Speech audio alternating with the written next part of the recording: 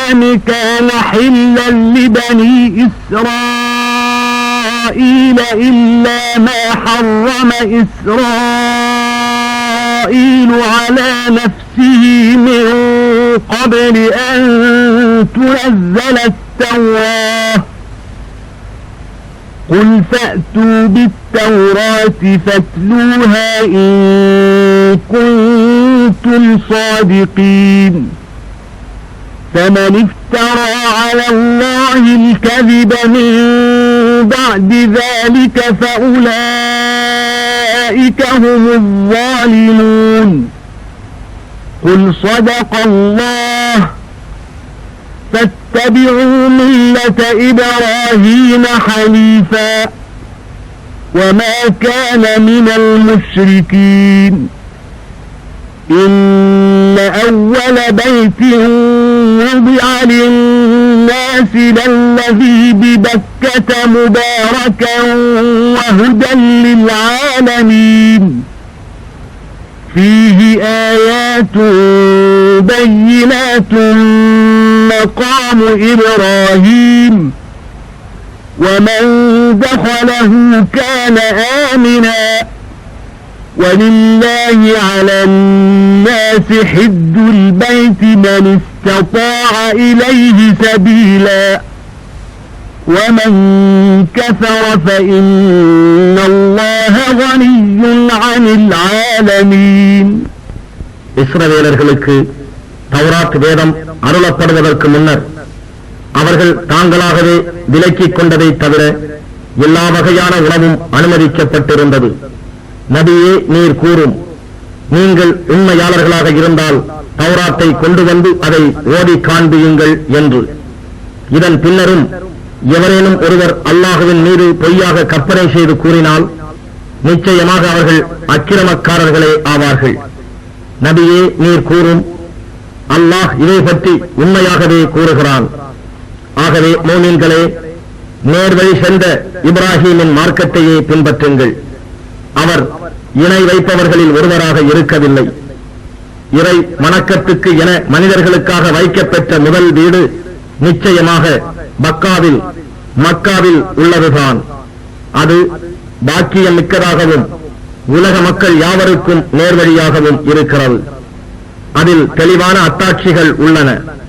உதாரணமாக, இப்ராஹிம் நின்ற இடம் மகாமு இப்ராஹிம் இருக்கின்றது. மேலும் எவர் அதில் நுழைகிறாரோ அவர் அச்சம் தீர்ந்தவராக பாதுகாப்பும் பெறுகிறார்.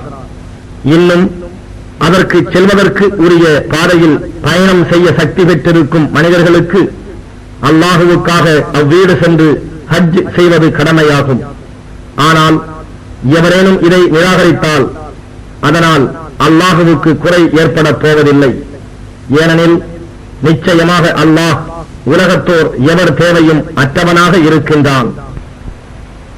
قل يا أهل الكتاب لم تكفرون بآيات الله والله شهيد على ما تعملون قل يا أهل الكتاب لم تصدون عن سبيل الله من آمن تبغونها عوجا وأنتم شهداء وما الله بغافل عما تعملون يا أيها الذين آمنوا إن تطيعوا فريقا من الذين أوتوا الكتاب يردوكم بعد إيمانكم كافرين وكيف تكفرون وأنتم تتلى عليكم آيات الله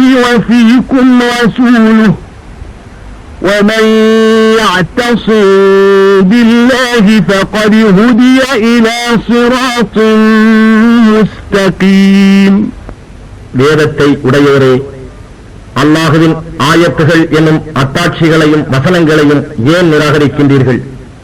அல்லாஹுவே நீங்கள் செய்யும் அனைத்து செயல்களையும் நோட்டமிட்டு பார்ப்பவனாக இருக்கின்றானே என்று நபியே நீர் கூறுவீராக. வேதத்தை உடையோரே, நம்பிக்கை கொண்டவர்களை அல்லாஹுவின் பாதையிலிருந்து ஏன் தடுக்கிறீர்கள்? அல்லாஹ்வின் ஒப்பந்தத்துக்கு நீங்களே சாட்சியாக இருந்து கொண்டு அதை கோணலாக்க எண்ணுகிறீர்களா? இன்னும் அல்லாஹ் நீங்கள் செய்பவை பற்றி பராமுகமாக இல்லை என்றும் நபியே நீர் கூறுவீராக. நம்பிக்கை கொண்டோரே, வேதத்தை உடையோரில் ஒரு பிரிவாரை நீங்கள் பின்பற்றினால் அவர்கள் உங்களை நீங்கள் ஈமான் கொண்டபின் காபிர்களாக திருப்பி விடுவார்கள். அவனுடைய ரசூல் உங்களிடையே இருந்து கொண்டு நீங்களும் அல்லாஹ்வின் ஆயத்துகள் உங்களுக்கு ஓடி காண்பிக்கக்கூடிய நிலையில் இருந்து கொண்டு எவ்வாறு நீங்கள் நிராகரிப்பீர்கள்? மேலும் எவர் அல்லாஹ்வை அவன் மார்க்கத்தை வலுவாக பற்றிக் கொள்கிறாரோ அவர் நிச்சயமாக நேர்வழியில் செலுத்தப்பட்டு விட்டார்.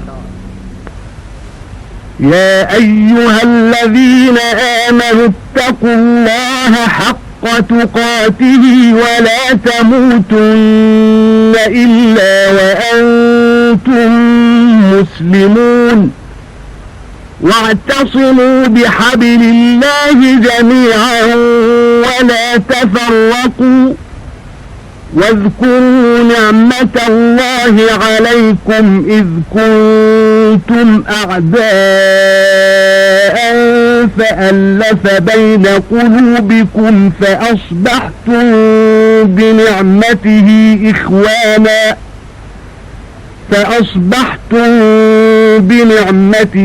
إخوانا وكنتم على شفا حفرة من النار فأنقذكم منها كذلك يبين الله لكم آياته لعلكم تهتدون ولتكن منكم أمة يدعون إلى الخير ويأمرون بالمعروف وينهون عن المنكر وأولئك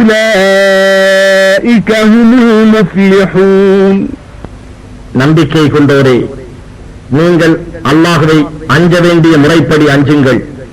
மேலும் அல்லாஹ்வுக்கு முற்றிலும் வழிபட்ட முஸ்லிம்களாக அன்றி நீங்கள் மறிக்காதீர்கள். இன்னும் நீங்கள் எல்லோரும் அல்லாஹ்வின் கயிற்றை வலுவாக பற்றி பிடித்துக் கொள்ளுங்கள். நீங்கள் பிரிந்தும் விடாதீர்கள். அல்லாஹ் உங்களுக்கு கொடுத்த அருட்கொடைகளை நினைத்து பாருங்கள். நீங்கள் பகைவர்களாய் இருந்தீர்கள். உங்கள் இதயங்களை அன்பினால் பிணைத்து தன் அருளால் அவன் உங்களை சகோதரர்களாக்கினான். இன்னும் நீங்கள் நரக நெருப்பு குழியின் கரை மீதிருந்தீர்கள். அதனின்றும் அவன் உங்களை காப்பாற்றினான். நீங்கள் நேர்வழி பெறும் பொருட்டு அல்லாஹ் இவ்வாறு தன் வசனங்களை உங்களுக்கு தெளிவாக்குகின்றான். மேலும் மக்களை நன்மையின் பக்கம் அழைப்பவர்களாகவும் நல்லதை கொண்டு மக்களை ஏவுபவர்களாகவும் தீயதிலிருந்து மக்களை விலக்குபவர்களாகவும் உங்களிலிருந்து ஒரு கூட்டத்தார் இருக்கட்டும். இன்னும் அவர்களே வெற்றி பெற்றோர் ஆவர். ولا تكونوا كالذين تفرقوا واختلفوا من بعد ما جاءهم البينات وأولئك لهم عذاب عظيم. يوم تبيض وجوه وتسود وجوه فأما الذين اسودت وجوههم أكفرتم بعد إيمانكم فذوقوا العذاب بما كنتم تكفرون وأما الذين ابيضت وجوههم ففي رحمة الله هم فيها خالدون. تلك آيات الله نتلوها عليك بالحق وما الله يريد ظلما للعالمين ولله ما في السماوات وما في الأرض وإلى الله ترجع الأمور. இறைவனின் தெளிவான ஆதாரங்கள் தங்களிடம் வந்த பின்னரும் யார் தங்களுக்குள் பிரிவை உண்டு பண்ணிக் கொண்டு மாறுபாடாகிவிட்டார்களோ அவர்கள் மாதிரி ஆகிவிடாதீர்கள். அத்தகையோருக்கு கடுமையான வேதனை உண்டு. அந்த மறுமை நாளில் சில முகங்கள் மகிழ்ச்சியினால் பிரகாசமாய் வெண்மையாகவும் சில முகங்கள் துக்கத்தால் கருத்தும் இருக்கும். கருத்த முகங்கள் உடையோரை பார்த்து, நீங்கள் ஈமான் கொண்டபின் நிராகரித்து காபிர்களாகிவிட்டீர்களா? அப்படியானால் நீங்கள் நிராகரித்ததற்காக வேதனையை சுவையுங்கள் என்று கூறப்படும். எவருடைய முகங்கள் மகிழ்ச்சியினால் பிரகாசமாய் வெண்மையாக இருக்கின்றனவோ அவர்கள் அல்லாஹுவின் ரஹ்மத்தில் இருப்பார்கள். அவர்கள் என்றென்றும் அந்த ரஹ்மத்திலேயே தங்கிவிடுவார்கள். நபியே, இவையெல்லாம் அல்லாஹுவின் வசனங்கள். இவற்றை உண்மையாகவே உமக்கு நாம் ஓதி காண்பிக்கின்றோம். மேலும் அல்லாஹ் உலகத்தோருக்கு அநீதி இழைக்க நாடமாட்டான். வானங்களில் உள்ளவையும் பூமியில் உள்ளவையும் அனைத்தும் அல்லாஹுவுக்கே உரியவை. எல்லா காரியங்களும் அல்லாஹுவிடமே மீட்டு கொண்டு வரப்படும். كنتم خير أمة أخرجت للناس تأمرون بالمعروف وتنهون عن المنكر وتؤمنون بالله ولو آمن أهل الكتاب لكان خيرا لهم منهم المؤمنون وأكثرهم الفاسقون لن يضروكم إلا أذى وإن يقاتلوكم يولوكم الأدبار ثم لا ينصرون ضربت عليهم الذلة أينما ثقفوا إلا بحبل من الله وحبل من الناس وباءوا بغضب من الله وضربت عليهم المسكنة ذلك بأنهم كانوا يكفرون بآيات الله ويقتلون الأنبياء بغير حق ذلك بما عصوا وكانوا يعتدون. மனிதர்களில் தோன்றிய உம்மத்துகளிலெல்லாம் முஸ்லிம்களே நீங்கள் தாம் மிக்க மேன்மையுடையவர்கள். ஏனெனில் நீங்கள் நல்லதை செய்ய ஏவுகிறீர்கள், தீயதை விட்டும் விலக்குகிறீர்கள். இன்னும் அல்லாஹுவின் மேல் திடமாக நம்பிக்கை கொள்கிறீர்கள். வேதத்தை உடையோரும் உங்களைப் போன்றே நம்பிக்கை கொண்டிருப்பின் அது அவர்களுக்கு நன்மையாகும். அவர்களில் சிலர் நம்பிக்கை கொண்டோராயும் இருக்கின்றனர். ஆனால் அவர்களில் பலர் இறை கட்டளையை மீறும் பாவிகளாகவே இருக்கின்றனர். இத்தகையோர் உங்களுக்கு சிறிது தொல்லைகள் உண்டு பண்ணுவதை தவிர பெரும் தீங்கு எதுவும் செய்துவிட முடியாது. அவர்கள் உங்களிடம் போரிட வந்தாலும் அவர்கள் உங்களுக்கு புறங்காட்டி ஓடிவிடுவார்கள். இன்னும் அவர்கள் எவராலும் உதவி செய்யப்படவும் மாட்டார்கள். அவர்கள் எங்கிருப்பினும் அவர்கள் மீது இழிவு விதிக்கப்பட்டுள்ளது. அல்லாஹ்விடம் இருந்தும் மனிதர்களிடம் இருந்தும் அவர்களுக்கு பாதுகாவலான ஒப்பந்தமின்றி அவர்கள் தப்ப முடியாது. அல்லாஹுவின் கோபத்தில் அவர்கள் சிக்கிக் கொண்டார்கள். ஏழ்மையும் அவர்கள் மீது விதிக்கப்பட்டு விட்டது. இது ஏனென்றால் நிச்சயமாக அவர்கள் அல்லாஹுவின் ஆயத்துகளை நிராகரித்தார்கள், அநியாயமாக நபிமார்களை கொலை செய்தார்கள். இன்னும் அவர்கள் பாவம் செய்து கொண்டும் இறை ஆணையை மீறி நடந்து கொண்டும் இருந்ததுதான் காரணமாகும். ليسوا سواء من أهل الكتاب أمة قائمة يتلون آيات الله آناء الليل وهم يسجدون يؤمنون بالله واليوم الآخر ويأمرون بالمعروف وينهون عن المنكر ويسارعون في الخيرات وأولئك من الصالحين وما يفعلوا من خير فلن يكفروه والله عليم بالمتقين. إن الذين كفروا لن تغني عنهم أموالهم ولا أولادهم من الله شيئا وأولئك أصحاب النار هم فيها خالدون مثل ما ينفقون في هذه الحياة الدنيا كمثل ريح فيها صر أصابت حرث قوم ظلموا أنفسهم فأهلكته وما ظلمهم الله ولكن أنفسهم يظلمون. எனினும் வேதத்தை உடையோராகிய அவர்கள் எல்லோரும் சமமல்லர். வேதத்தை உடையோரில் ஓர் உம்மத்தினர் நேர்மைக்காக நிற்கிறார்கள். இரவு முழுமையும் அல்லாஹுவின் வசனங்களை ஓதுகிறார்கள். இன்னும் இறைவனுக்கு சஜிதா செய்கிறார்கள். அவர்கள் அல்லாஹுவின் மீதும் இறுதி நாளின் மீதும் நம்பிக்கை கொள்கிறார்கள். நல்லதை செய்ய ஏவுகிறார்கள், தீமையை விட்டும் விலக்குகிறார்கள். மேலும் நன்மை செய்வதற்கு விரைகின்றனர். இவர்களே சாலிகான நல்லடியார்களில் நின்றும் உள்ளவர்கள். இவர்கள் செய்யும் எந்த நன்மையும் நற்கூலி கொடுக்கப்படாமல் புறக்கணிக்கப்படாது.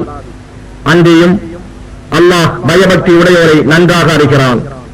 நிச்சயமாக எவர் நிராகரிக்கின்றார்களோ அவர்களை விட்டு அவர்களுடைய செல்வமும் அவர்களுடைய சந்ததியும் அல்லாஹுவிடம் இருந்து எந்த ஒரு பொருளையும் காப்பாற்ற முடியாது.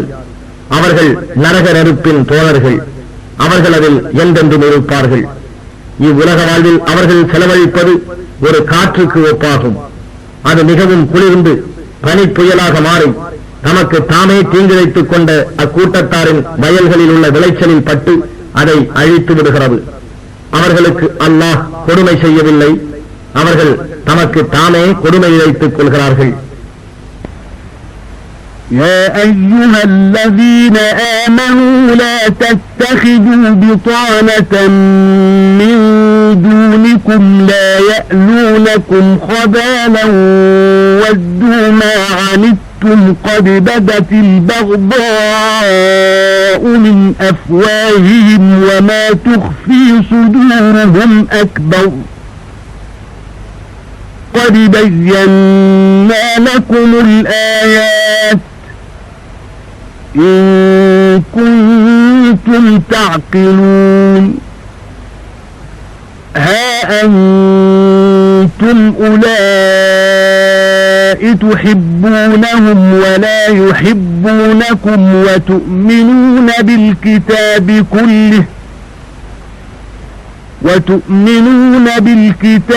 كله وإذا لقوكم قالوا آمنا وإذا خلوا عضوا عليكم الأنامل من الغيظ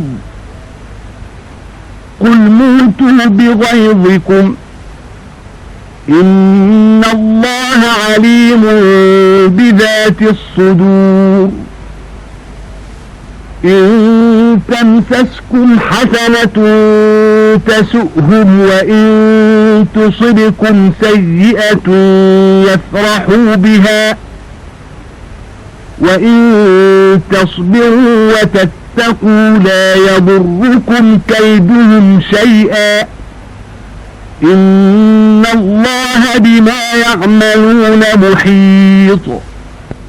நம்பிக்கை கொண்டவரே, நீங்கள் உங்கள் மார்க்கத்தை சார்ந்தவர்களை தவிர வேறெவரையும் உங்களின் அந்தரங்க கூட்டாளிகளாக ஆக்கிக் கொள்ளாதீர்கள். ஏனெனில் பிறர் உங்களுக்கு தீமை செய்வதில் சிறிதும் குறைவு செய்ய மாட்டார்கள். நீங்கள் வருந்துவதை அவர்கள் விரும்புகிறார்கள். அவர்கள் உங்கள் மேல் கொண்டுள்ள கடுமையான வெறுப்பு அவர்கள் வாய்களில் இருந்தே வெளியாகிவிட்டது. அவர்கள் நெஞ்சங்களில் மறைத்து வைத்திருப்பதோ இன்னும் அதிகமாகும். நிச்சயமாக நாம் இது பற்றிய வசனங்களை தெளிவுபடுத்திவிட்டோம். நீங்கள் உணர்வுடையோரானால் இதை அறிந்து கொள்வீர்கள். மூமீன்களே, அறிந்து கொள்ளுங்கள், நீங்கள் இவர்களை நேசிப்போராய் இருக்கின்றீர்கள். ஆனால் அவர்கள் உங்களை நேசிக்கவில்லை. நீங்கள் வேதத்தை முழுமையாக நம்புகிறீர்கள். ஆனால் அவர்களோ உங்களை சந்திக்கும் போது நாங்களும் நம்புகிறோம் என்று கூறுகிறார்கள். எனினும் அவர்கள் உங்களை விட்டு விலகி தனியாக இருக்கும் போது அவர்கள் உங்கள் மேலுள்ள ஆத்திரத்தினால் தம் விரல் நுனிகளை கடித்துக் கொள்கிறார்கள். நபியே, நீர் கூறும், நீங்கள் உங்கள் ஆத்திரத்தில் இறந்து விடுங்கள். நிச்சயமாக அல்லாஹ் உங்கள் இருதயங்களில் உள்ள எல்லா ரகசியங்களை அனைத்தையும் நன்கு அறிந்தவன். ஏதாவது ஒரு நன்மை உங்களுக்கு ஏற்பட்டால் அது அவர்களுக்கு வருத்தத்தை கொடுக்கிறது. உங்களுக்கு ஏதாவது தீமை ஏற்பட்டால் அதற்காக அவர்கள் மகிழ்ச்சி அடைகிறார்கள். ஆனால் நீங்கள் பொறுமையுடனும் பயபக்தியுடனும் இருந்தால் அவர்களுடைய சூழ்ச்சி உங்களுக்கு எப்பொருளை கொண்டும் எந்த தீமையும் செய்யாது.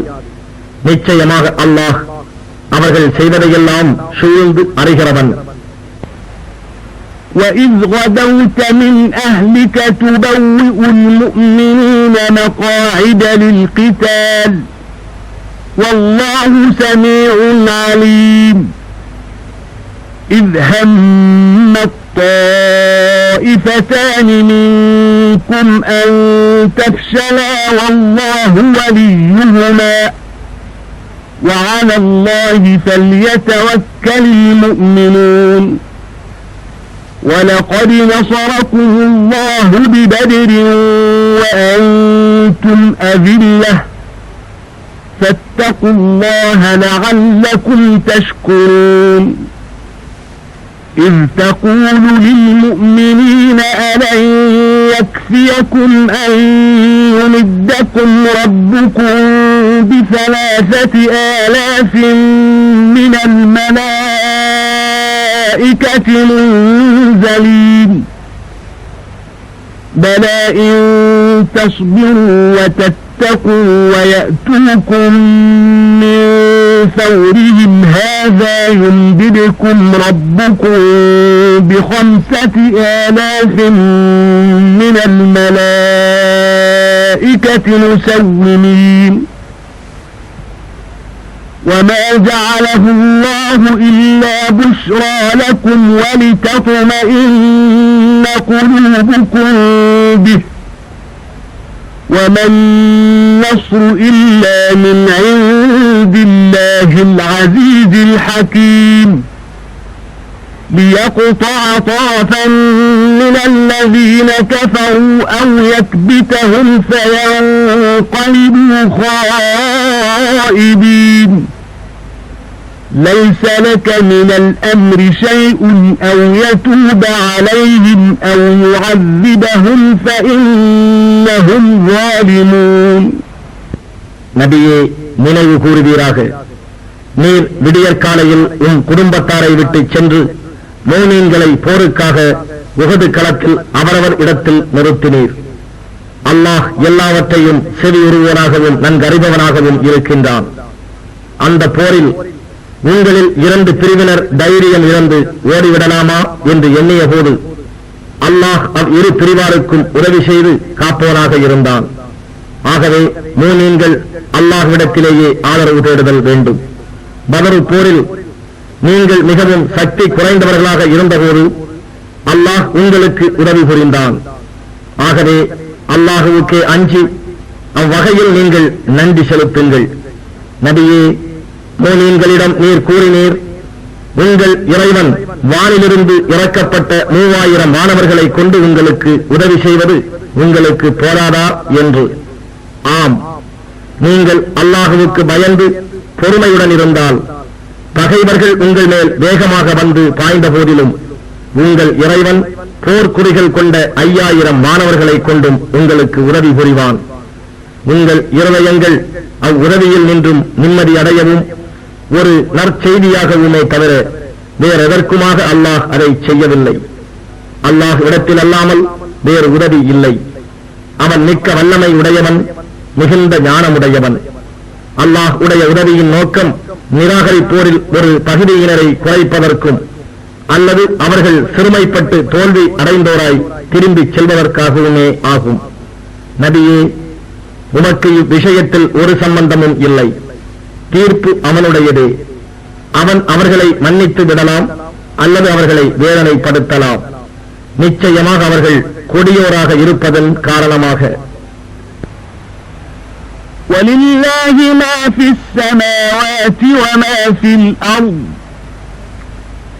يَغْفِرُ لِمَن يَشَاءُ وَيُعَذِّبُ مَن يَشَاءُ وَاللَّهُ غَفُورٌ رَّحِيمٌ يا أيها الذين آمنوا لا تأكلوا الربا أضعافا مضاعفة واتقوا الله لعلكم تفلحون واتقوا النار التي أعدت للكافرين وأطيعوا الله والرسول لعلكم ترحمون وسارعوا إلى مغفرة من ربكم وجنة عرضها السماوات والأرض أعدت للمتقين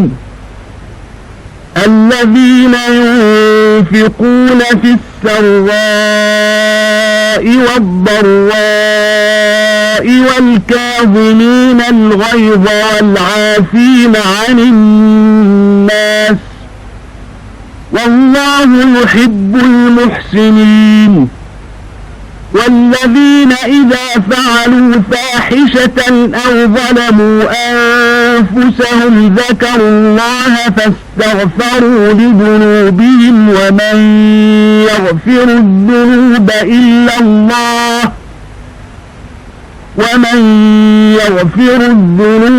إلا الله ولم يصروا على ما فعلوا وهم يعلمون أولئك جزاؤهم مغفرة من ربهم وجنات تجري من تحتها الأنهار خالدين فيها ونعم أجر العاملين.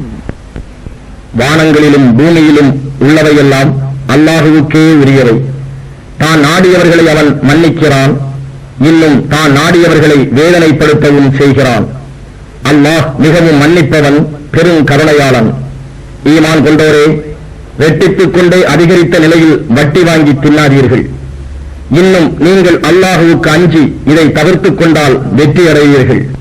தவிர நரக நெருப்பிற்கு அஞ்சுங்கள், அது காபிர்களுக்காக சித்தம் செய்து வைக்கப்பட்டுள்ளது. அல்லாஹுவுக்கும் அவன் தூதருக்கும் கீழ்ப்படியுங்கள், நீங்கள் அதனால் அல்லாஹுவினால் கிருபை செய்யப்படுவீர்கள்.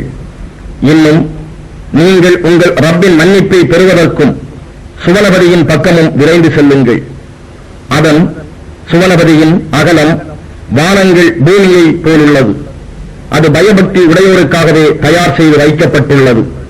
பயபக்தி உடையோர் எத்தகையவர் என்றால், அவர்கள் இன்பமான செல்வ நிலையிலும் துன்பமான ஏழ்மை நிலையிலும் இறைவனின் பாதையில் செலவிடுவார்கள். தவிர கோபத்தை அடக்கிக் கொள்வார்கள். மனிதர்கள் செய்யும் பிழைகளை மன்னிப்போராயிருப்பார்கள். இவ்வாறு அழகாக நன்மை செய்வோரையே அல்லாஹ் நேசிக்கின்றான். தவிர மானக்கேடான ஏதேனும் ஒரு செயலை அவர்கள் செய்துவிட்டாலும் அல்லது ஏதேனும் பாவத்தினால் தமக்கு தானே தீங்கிழைத்துக் கொண்டாலும் உடனே அவர்கள் மனப்பூர்வமாக அல்லாஹுவை நினைந்து தங்கள் பாவங்களுக்காக மன்னிப்பு தேடுவார்கள். அல்லாஹுவை தவிர வேறு யார் பாவங்களை மன்னிக்க முடியும்? மேலும் அவர்கள் அறிந்து கொண்டே தங்கள் பாவ காரியங்களில் தரிபட்டிருந்து விட மாட்டார்கள். அத்தகையோருக்குரிய நற்கூலி அவர்களுடைய இறைவனிடம் இருந்து மன்னிப்பும் சுமனபதிகளும் ஆகும். அவற்றின் கீழே ஆறுகள் ஓடிக்கொண்டே இருக்கும். அவர்கள் அங்கே என்றென்றும் இருப்பர். நற்செயல்கள் செய்வோரின் பிரதிபலன் நன்மையே ஆகும்.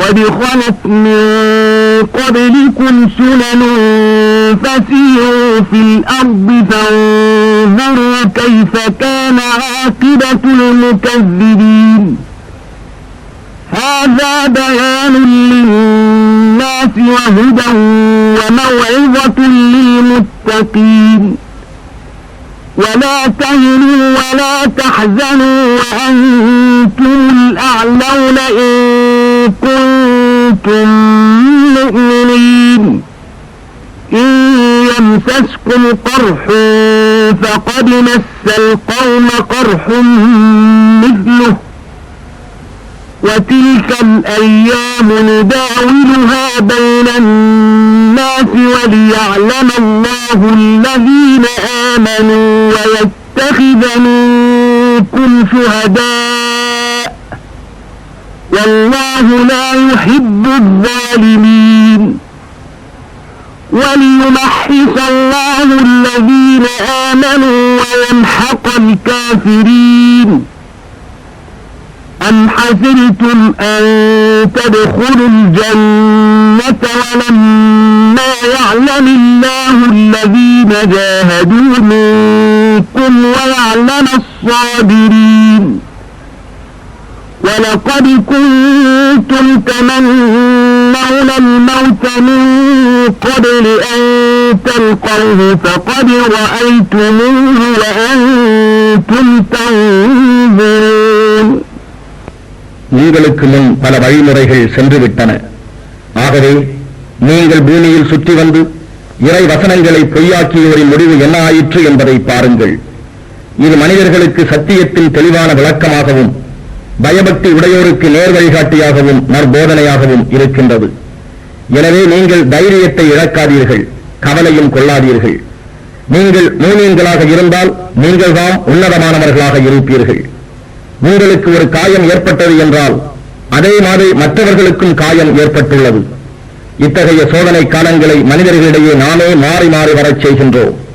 இதற்கு காரணம் ஈமான் கொண்டோரை அல்லாஹ் அறிவதற்கும் உங்களில் உயிர் தியாகம் செய்வோரை தேர்ந்து அமைத்துக் கொள்வதற்குமே ஆகும். இன்னும் அல்லாஹ் அநியாயம் செய்வோரை நேசிப்பதில்லை. நம்பிக்கை கொண்டோரை பரிசுத்தமாக்குவதற்கும் காபிர்களை அழிப்பதற்கும் அல்லாஹ் இவ்வாறு செய்கின்றான்.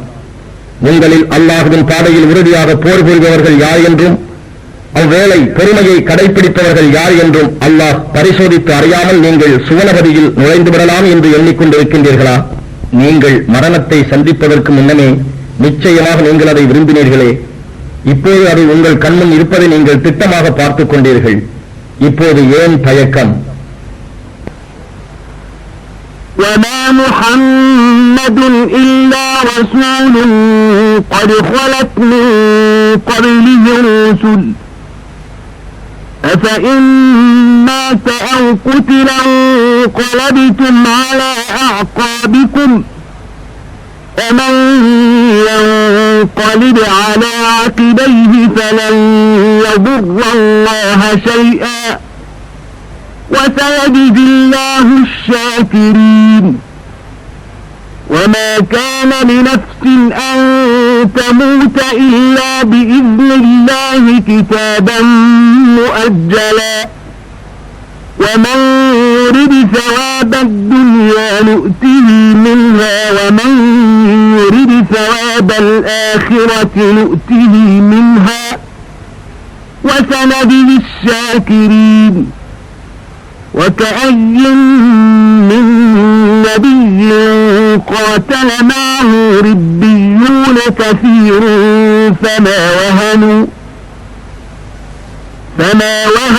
لما أصابهم في سبيل الله وما ضعفوا وما استكانوا والله يحب الصابرين.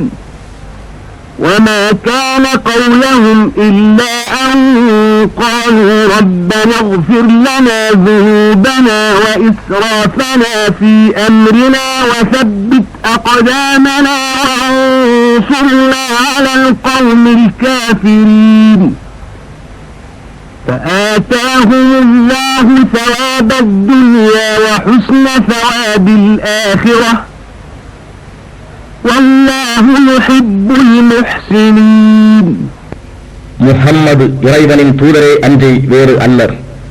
அவருக்கு முன்னரும் அல்லாஹ்வின் தூதர்கள் பலர் காலம் சென்று விட்டார்கள். அவர் இறந்துவிட்டால் அல்லது கொல்லப்பட்டால் நீங்கள் உங்கள் குதிகால்களின் மேல் புறங்காட்டி திரும்பி விடுவீர்களா? அப்படி எவரேனும் தம் குதிகால்கள் மேல் புறங்காட்டி திரும்பி விடுவாரானால் அவர் அல்லாஹுவுக்கு எவ்வித தீங்கும் செய்துவிட முடியாது. அன்றியும் அல்லாஹ் நன்றியுடையோருக்கு அதிவிரைவில் நற்கூலியை வழங்குவான். மேலும் எந்த ஆன்மாவும் முன்னரே எழுதப்பட்டிருக்கும் தவணைக்கு இணங்க அல்லாஹ்வின் அனுமதியின்றி மரணிப்பதில்லை. எவரேனும் இந்த உலகத்தின் நற்பலனை மட்டும் விரும்பினால் நாம் அவருக்கு அதிலிருந்தே வழங்குவோம். இன்னும் எவர் மறுமையின் நன்மையையும் விரும்புகிறாரோ அவருக்கு அதிலிருந்து வழங்குவோம். நன்றியுடையோருக்கு அதி விரைவாக நற்கூலி கொடுக்கிறோம். மேலும் எத்தனையோ நபிமார்கள் அவர்களுடன் ரிப்பியூன்கள் என்னும் இறையடியார்களும் பெருமளவில் சேர்ந்து அல்லாஹ்வின் பாதையில் போர் செய்தனர். எனினும் அல்லாஹ்வின் பாதையில் ஏற்பட்ட துன்பங்களால் அவர்கள் தைரியம் இழந்துவிடவில்லை, பலகீனம் அடைந்துவிடவும் இல்லை, எதிரிகளுக்கு பணிந்துவிடவும் இல்லை. அல்லாஹ் இத்தகைய பொறுமையாளர்களையே நேசிக்கின்றான். மேலும் எங்கள் இறைவா, எங்கள் பாவங்களையும் எங்கள் காரியங்களில் நாங்கள் வரம்பு மீறி செய்தவற்றையும் மன்னித்தருள்வாயாக. எங்கள் பாவங்களை உறுதியாய் இருக்கச் செய்வாயாக.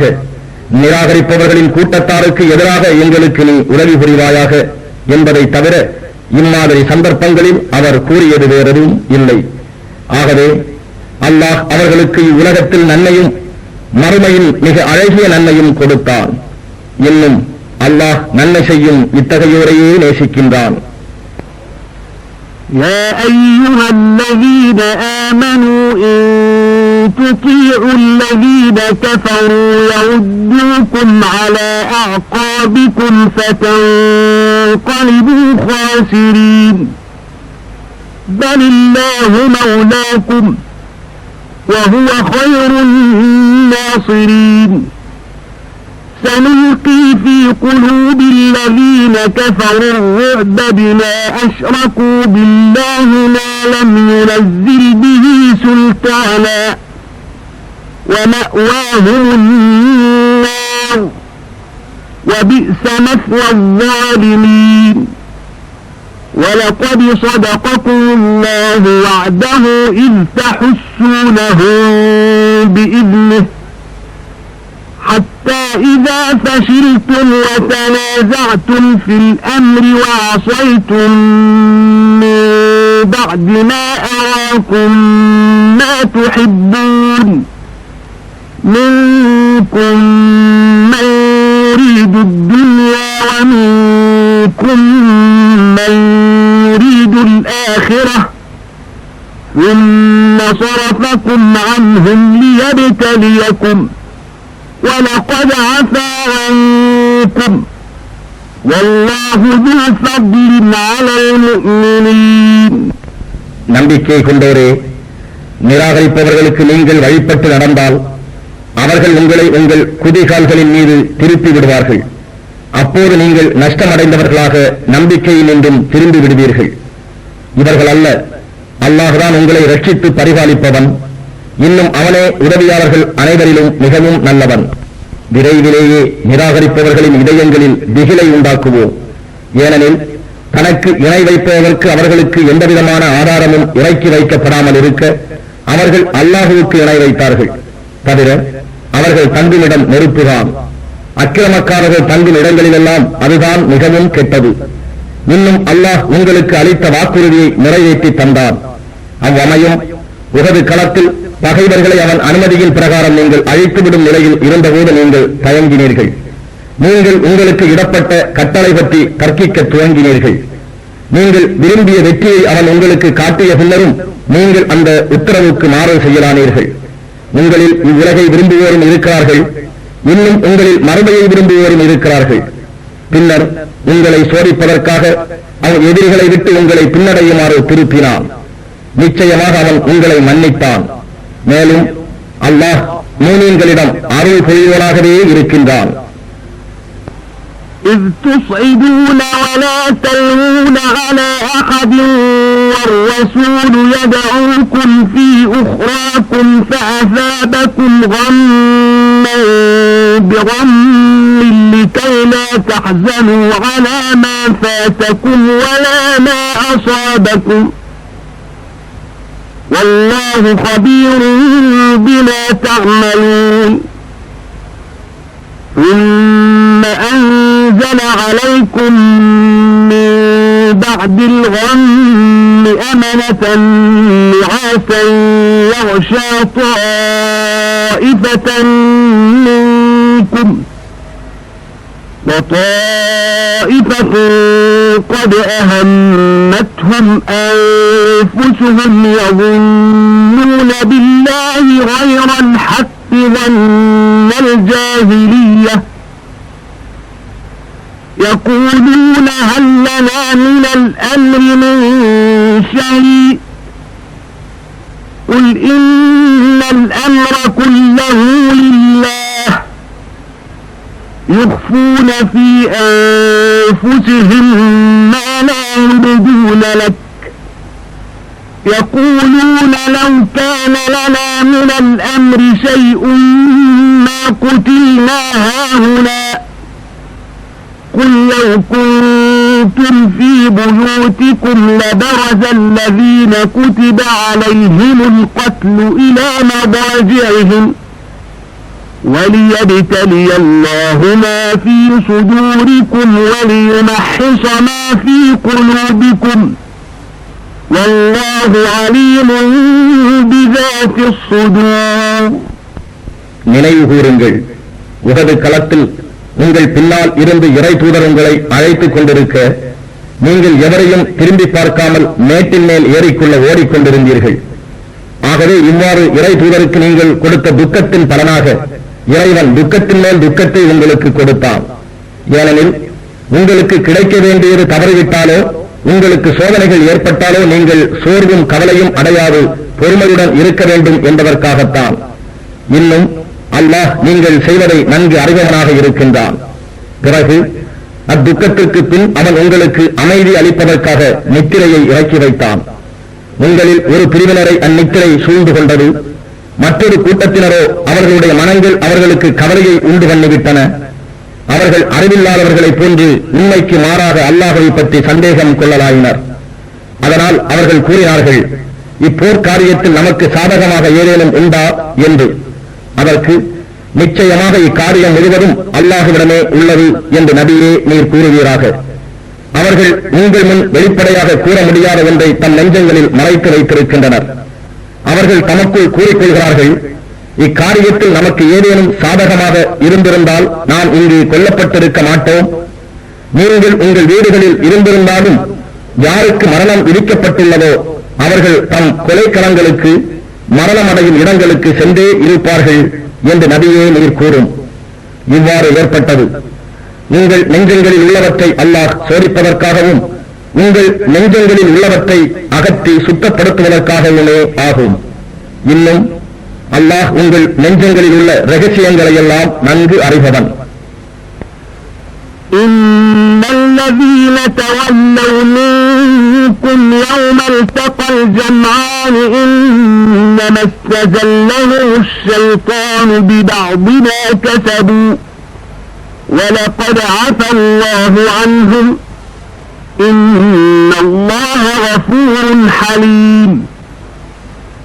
يا أيها الذين آمنوا لا تكونوا كالذين كفروا وقالوا لإخوانهم إذا ضربوا في الأرض أو كانوا غزا لو كانوا عندنا ما ماتوا وما قتلوا ليجعل الله ذلك حسرة في قلوبهم